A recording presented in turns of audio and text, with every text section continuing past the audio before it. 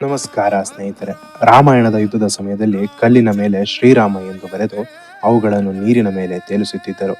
ಆದರೆ ಸ್ವತಃ ಶ್ರೀರಾಮನೇ ಒಂದು ಕಲ್ಲನ್ನು ಎಸೆದಾಗ ಮುಳುಗಿ ಹೋಯಿತು. ಯಾಕೆ ಅಂತ ಗೊತ್ತಾ? ಹನುಮಂತನ ಈ ಅದ್ಭುತ ಉತ್ತರ ಇಲ್ಲಿದೆ ನೋಡಿ ಸ್ನೇಹಿತರೆ. ಸೇತುವೆಯ ಕೆಲಸ ನಡೆಯುವಾಗ ರಾಮನಿಗೆ ಒಂದು ಕುತೂಹಲ ಮೂಡುತ್ತದೆ. ನನ್ನ ಹೆಸರಿಗೆ ಇಷ್ಟೊಂದು ಶಕ್ತಿ ಇರುವಾಗ ನಾನು ಎಸೆಯುವ ಕಲ್ಲು ಖಂಡಿತ ತೇಲುತ್ತದೆ ಅಂದುಕೊಂಡು ರಾತ್ರಿ ವೇಳೆ ಸಮುದ್ರಕ್ಕೆ ಒಂದು ಕಲ್ಲನ್ನು ಎಸೆದರು. ಆದರೆ ಆ ಕಲ್ಲು ತಕ್ಷಣವೇ ಮುಳುಗಿ ಹೋಯಿತು.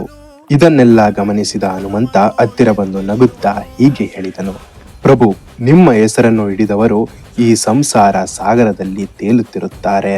ಆದರೆ ಯಾರನ್ನು ನೀವು ಕೈ ಬಿಡುತ್ತೀರೋ ಅವರು ಮುಳುಗದೆ ಇನ್ನೇನು? ನಿಮ್ಮ ಆಸರೆ ಇಲ್ಲದ ಮೇಲೆ ತೇಲಲು ಹೇಗೆ ಸಾಧ್ಯ ಪ್ರಭು? ನೋಡಿದ್ರಲ್ಲ ಗೆಳೆಯರೆ, ಭಗವಂತ ಮತ್ತು ಗುರು ಹಿರಿಯರ ಆಸರೆ ನಮ್ಮ ಮೇಲೆ ಇದ್ದರೆ ಮಾತ್ರ ನಾವು ಜೀವನದ ಅಲೆಗಳಲ್ಲಿ ತೇಲುತ್ತಾ ನಮ್ಮ ಗುರಿಯನ್ನು ತಲುಪಲು ಸಾಧ್ಯ. ಈ ಮಾಹಿತಿ ಇಷ್ಟವಾಗಿದ್ದರೆ ವಿಡಿಯೋಗೆ ಲೈಕ್ ಮಾಡಿ ಮತ್ತು ಇಂತಹ